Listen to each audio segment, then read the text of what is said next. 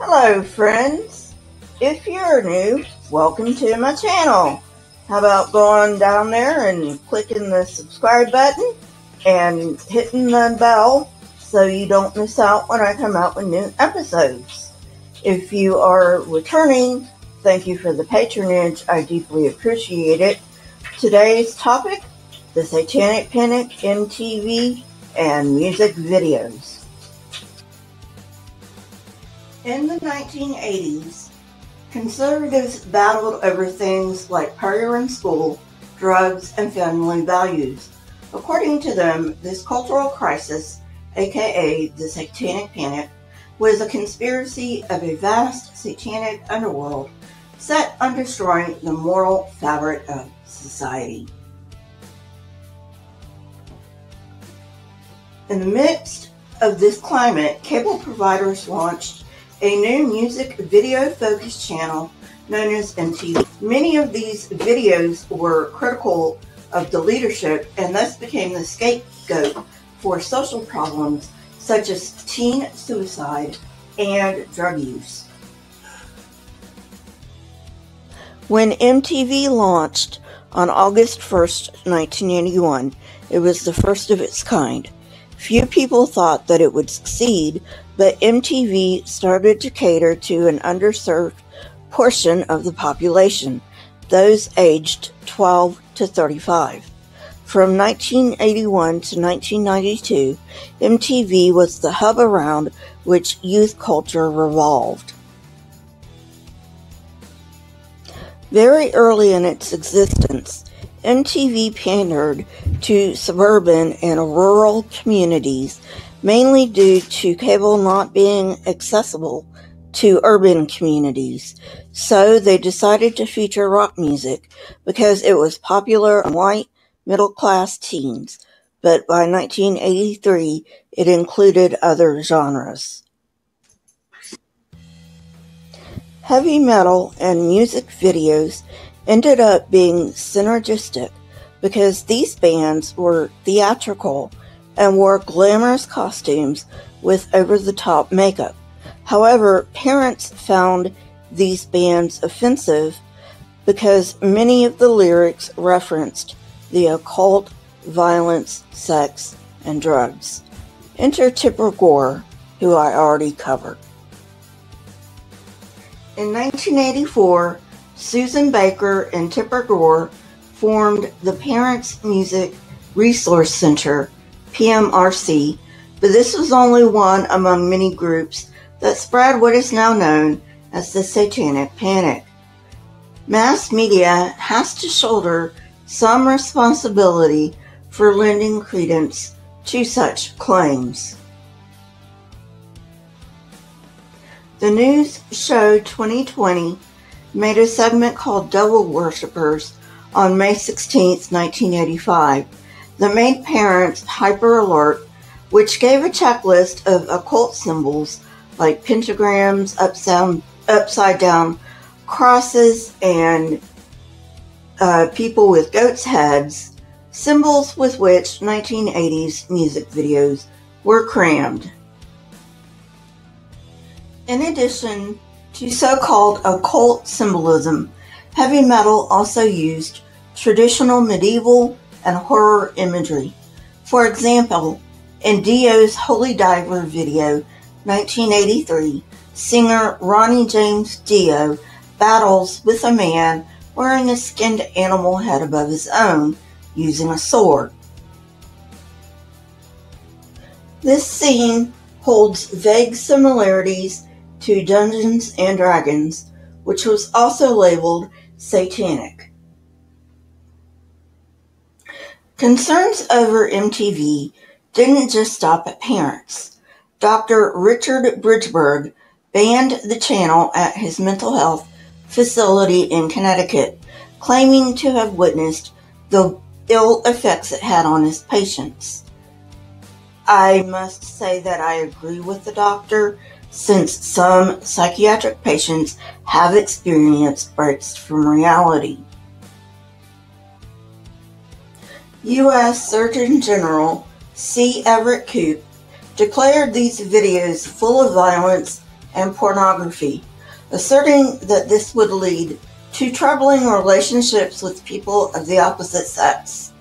Rob Lamb noted that children no longer had to interpret messages since they were now on screen. Because the PMRC had success in getting albums with questionable content labeled, it was at the forefront of the music video battle. It wanted warnings to appear on screen before any quote-unquote offensive video aired. I wonder what they mean by quote-unquote offensive content. Since the Federal Communications Commission, FCC, had lenient guidelines for cable, the PMRC was powerless on this point, but MTV cooperated to avoid controversy and invited the PMRC to discuss how to monitor video content. In 1984, MTV created its standards department to review video submissions for quote-unquote subversive material. Videos showing such things as drug use, graphic sex, and excessive violence were either re-edited or rejected, but it inconsistently applied these standards. One controversial video that aired was Michael Jackson's Thriller. This video marked the moment when MTV became a cultural force, which broke down racial barriers and opened up opportunities for other Black musicians. Because of mounting pressure, MTV showed some videos in late-night spots and cut back on heavy metal, but fans were disappointed with the disappearance of their favorite videos. In response, MTV created their late-night heavy metal program in 1988. So I have to go into the political backdrop for any of this to make sense. Ronald Reagan was elected president in 1980, and he wanted to cultivate a new image for America. The U.S. was still dealing with the backlash of the Vietnam War, and many thought the country had gone soft under Jimmy Carter.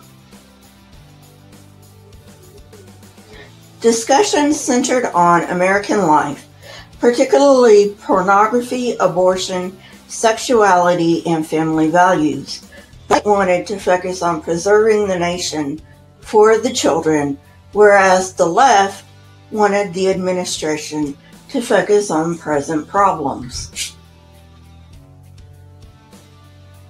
Instead of oversimplifying this as a political issue, it is best to think of this culture war as between two world views: traditional, which rested primarily on religion, and postmodern, which favored subjectivity and relativism. The media not only promoted conservative politics, but played a huge role in this culture war. The American dream became defined as a values system that excluded people based on race, sex, and class. Media portrayed poverty and drug use as a Black problem, not an everyone problem.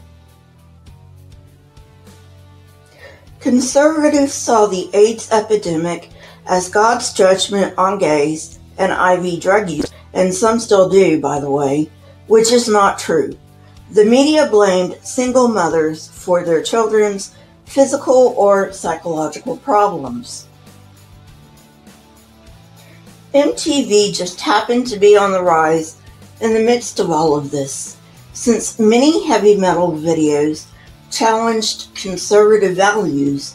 It threatened the image of the nuclear family, with androgynous male members walking all over the stage with long hair, tight clothes, and high-heeled boots. The body kind of became a symbol during this time. Susan Jeffords distinguished between hard and soft bodies. To make a long story short, soft bodies were identified as females or blacks, whereas hard bodies were associated with white males. By their very nature, heavy metal bands disrupted the American fantasy of hard bodies as a symbol of national character, because they incorporated femaleness into their image. All of this led to the nation seeking a scapegoat. At the time, TV shows attributed teen suicides, drug use, and murder in white suburbia to satanic networks, and insinuated that heavy metal music videos provided children with an introduction to these networks by their overt use of occult symbolism. Well, friends, that's it for today. I hope you enjoyed it. If you did, hit that like button, press the subscribe button, and if you would like to know when I come out with new content, hit the bell next to the subscribe button. Also, please leave comments in the comment section as they trigger the YouTube algorithm. My Twitter, Discord, email, and PayPal links are in the description, along with the source that I used for this episode. Keep learning and searching for truth. Here are a few videos from my library. If you have not watched them yet, go ahead and watch them and tell me what you think. Stay healthy, my friends, and I'll see you next time. Goodbye.